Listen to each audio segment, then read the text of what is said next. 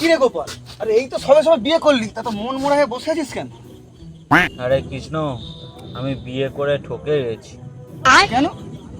তুই তো নিজেই মেয়ে দেখতে গেছিলি, তাহলে আবার ঠকলি কিভাবে তুই? আরে আমি মেয়ে দেখতে গিয়ে মেয়েকে জিজ্ঞেস করলাম তুমি কতদূর পড়াশোনা করেছো। মেয়ে বলল আমি MF IAS পাস। আমি ভাবলাম নতুন কোনো ডিগ্রি হবে, তাই আর কিছু জিজ্ঞেস না করে বিয়ে করে ফেললাম। হ্যাঁ, তা এতে মন খারাপের কি আছে? বাইগান। আরে পুরো কথাটা তো শুন। বিয়ের পর একদিন বউকে নিয়ে ব্যাংকে গেলাম অ্যাকাউন্ট খুলতে। বউকে বললাম ফর্মে সই করতে, বউ বললো আমি সই করতে পারিনি, টিপছাপ দেবো। কেন?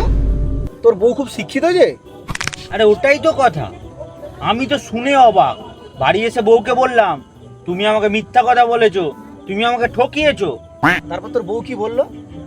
আরে বউ বললো আমি তোমাকে কি মিথ্যা কথা বলেছি।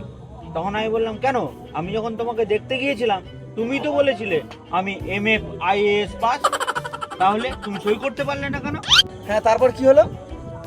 আরে বউ যা বললো আমি তো শুনেই অবাক। বউ বললো তুমি কথাটার ভুল মানে বুঝেছো।